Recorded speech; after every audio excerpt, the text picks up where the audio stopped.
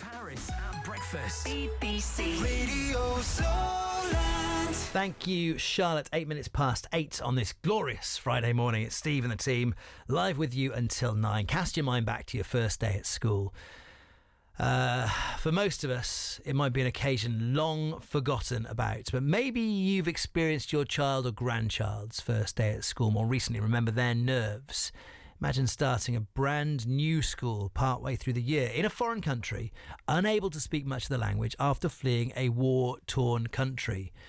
That's what 4 young Ukrainian children have done at the Prince of Wales School in Dorchester. Our reporter Charlotte Foot has been to find out how one of them has been settling in. Girls, how are you getting on? First up, on a Tuesday morning for Mrs. Thorpe's Year 3 class, Maths. Fractions, to be precise. So, half and half, that's... Yeah, but how many pieces? How many 1, slices? 2, 3, 6. 6. So this one 3 and 3. is asking you how many ways can you make 6? The bottom, the denominator needs to be 6. And the numerator, what 2 numbers make 6? 3 and 3. 3 and 3. But for 8-year-old Sonia, it sounds more like this. You've got to write 2 different ways that we could share the cake between the 2 plates. Потрібно написати 2 різних способи, щоб ми могли розділити торт між 2 пластинами. So we're using a translator to talk to each other. Dobre. Good. Okay. 8-year-old Sonia and her family fled from Ukraine's second largest city, Kharkiv. Sonia joined the Prince of Wales School a couple of weeks ago after settling into her new home in Dorchester. How else could we make 6? How else could we split up 6? Amber, explain now. You can only split it into 2 parts. Meet Amber, who's been paired up with Sonia as her buddy to help her settle in. What and what could be 6? Що і чого може бути 6? You could do 4 and 2. How do you feel being chosen to buddy up with Sonia and to help her? I feel proud that Mrs. Thorpe has chose me, that she thinks that I'm a kind person. How well do you think Sonia's settled in so far? I think that she's settled in well and that she's enjoying it. Sometimes I like to read her books and she's enjoying that. What kind of books do you read together? At the moment we're reading a book called Mindful, where it's about a teacher teaching a little puppy how to be mindful.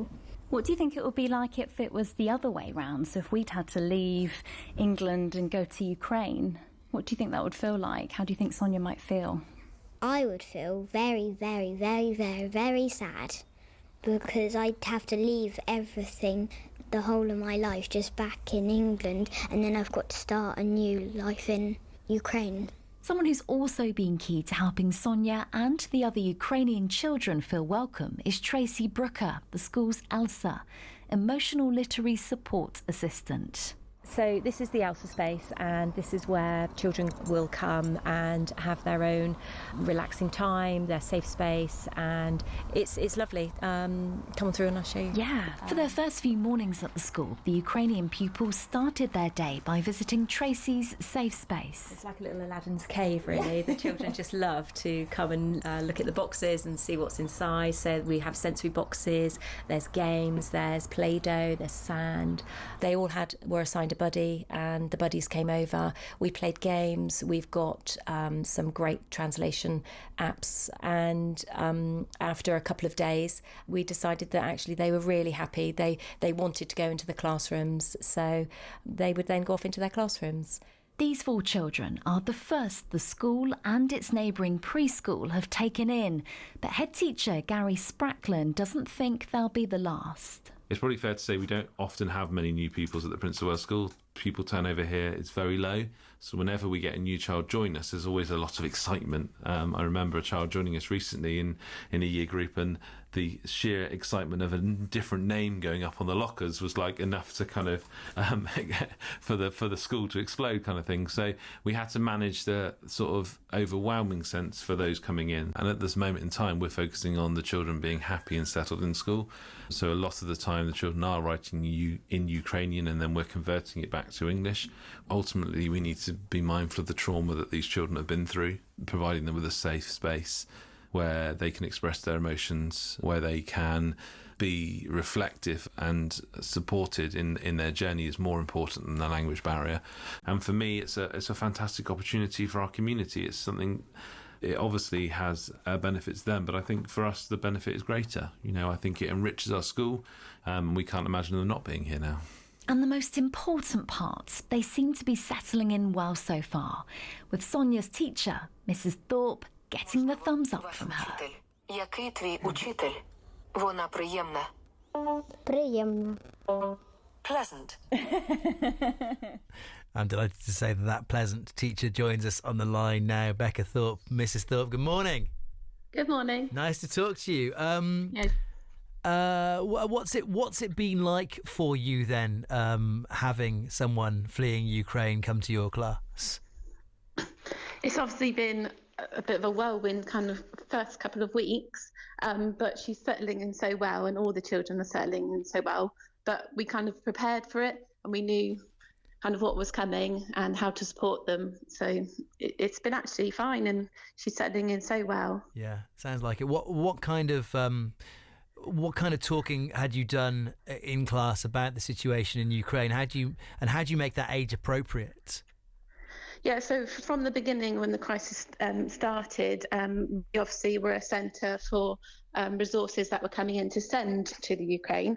And so the children were aware that obviously there was a lot of things in our halls, and they were helping to move them at the beginning. And so they kind of knew little bits, little snippets of what was happening. And obviously children hear things, don't they, in the news and through family.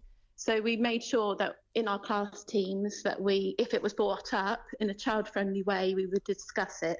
And then if any other children were showing signs of anxiety, we would talk to them separately and kind of go through and just reassure them that they're not in danger here and that we're just supporting them. And this is what we're doing to support the families in the Ukraine. Yeah.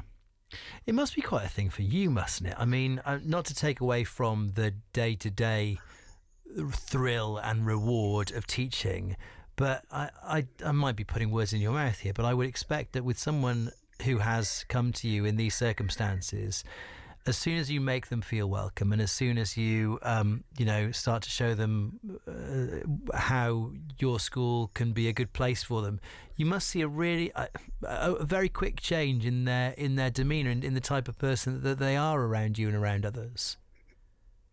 Well, actually, I think it's just a joy in seeing, like Sonia in our class, she's just kind of come out in herself. So she's a lot more bubbly now, and she's speaking to the children on her translator all the time, but also speaking in English. So it's lovely that she's picking up those English words, but also she's keeping her Ukrainian, and the children love talking to her, love asking her questions, and they play without the translator.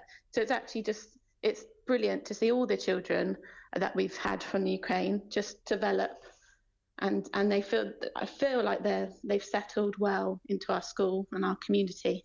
That's great. And what are your hopes for them now over the coming weeks and months? That they just feel settled and they feel happy with where they are, and that we can just support them in anything that they need. Well, look, I think it's a terrific thing. Thank you so much for talking to us and letting us in on this. I know it would be very easy to sort of keep it quiet or keep it, within the school, but I think it's a valuable thing to hear about. Yeah, I think it's important that everyone's talking about it, and every school's ready to support the children that they have in, because actually it kind of helps our children understand more, and they can support everyone.